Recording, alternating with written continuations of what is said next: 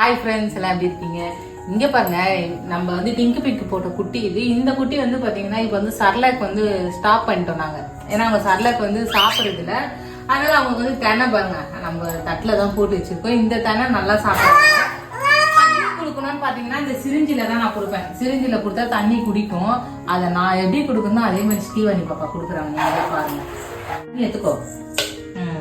நீ கொடு.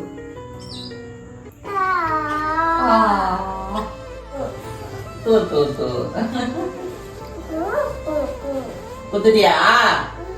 ஓகே, நல்லா இருக்கான்னு கேளு. நல்லா இருக்கா? இந்தா இருக்கும்.